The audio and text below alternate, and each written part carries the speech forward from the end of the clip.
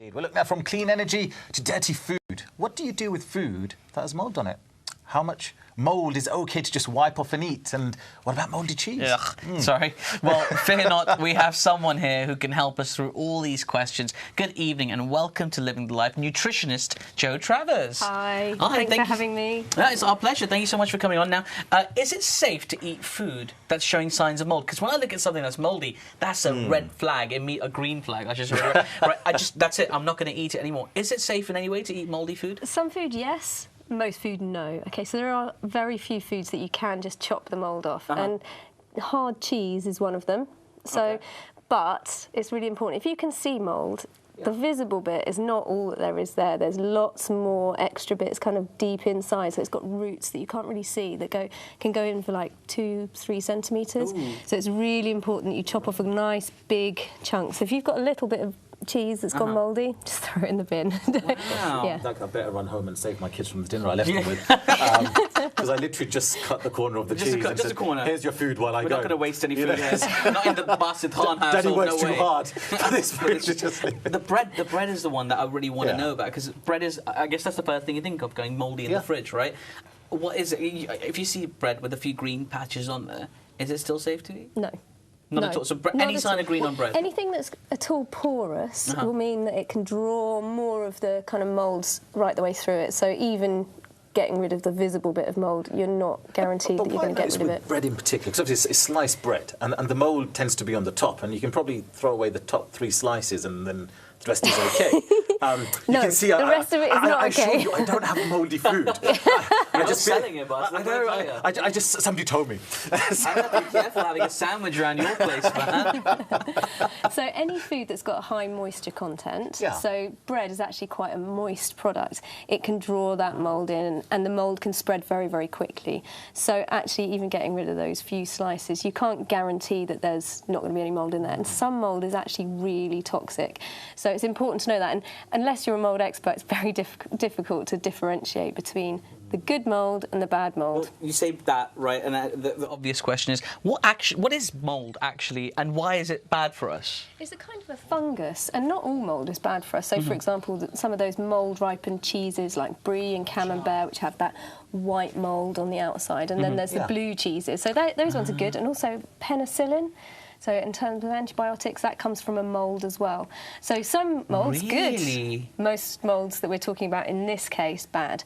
So it's a kind of a fungus, and the bit that you see is the head, and as well as that fungusy bit, that bit on the top, it has the roots that go further in, and then it gives off spores as well. So it's the spores that travel around in the air. Oh man, that's so disgustingly vivid, honestly. It's gross. Which is why, if you see some mouldy food, don't smell it to see if it's okay to eat, because the mould spores can go up into your nose and then down into your lungs. Yeah. That's so gross. Dangerous business. That's incredible. I mean, we're in proximity to this jar and this other food. There's mould on that jar. Don't breathe in. I'm the closest to it. This is a health hazard. I think you're probably okay at the moment. Is there anything you can do to prevent mould? So, I mean, I guess the age-old thing is a lot of people put their bread in a fridge because it crystallises, I guess, so in theory it doesn't mould as fast. I mean, are there any little tricks or just general best practice with your food to avoid moulding? So mould grows best in warm, humid environments, OK? So you can grow mould quite easily in a bathroom. I don't know if anyone's ever tried that. I don't know. Not voluntarily, I imagine.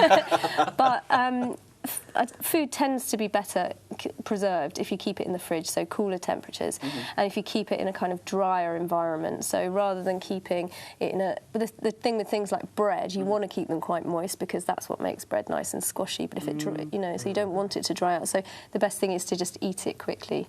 But keeping food covered is quite good because, as I was saying, the spores, they're everywhere. There's millions of them all the time, everywhere. So if you keep your food uncovered, they're more likely to come in contact with the spores and then they multiply into mould. The thing is, this mould is obviously quite visible. It's there. You can see that kind of the fungi is growing. It's a bit green, a bit white. But I guess sometimes you also get invisible. Is it bacteria? And you know, how do we know about that? And what do we do in that kind of scenario? Because obviously we can't see it, so we don't know. It's quite difficult to know because bacteria are so tiny. And before mould, once it gets to this stage, there's a lot of mould there. Okay, when it becomes visible, actually, there's a lot there.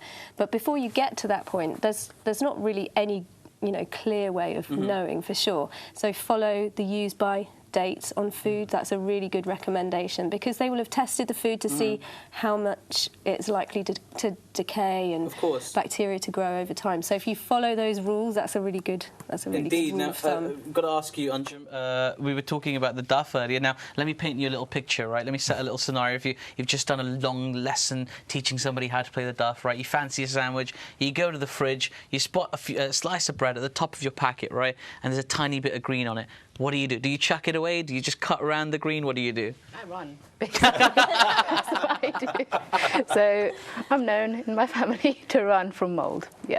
Yeah, it can be frightening. It's not something to be taken lightly. And obviously, you mentioned about the cheese as well. So you're saying people actually pay a lot of money for some of the more expensive cheeses, and these are actually ridden with bacteria. But this is good bacteria, clearly. Yeah. So there is a difference. There's good, there's bad. Okay, so the good stuff you would pay for. So things like Roquefort, those kind of blue cheeses, they're actually designed to have mould in them. That's how they develop their flavour, and it's completely harmless. Oh, wow. Well, I'm going to take your word for it. Jo, thank you so much for that. I mean, I'm certainly going to go back to my fridge and have a massive clear out. Mate, please do stay with us. We're having fun. We're talking to our guests. Well, anyway, duff and mould. It's been a heck of a show already. Indeed.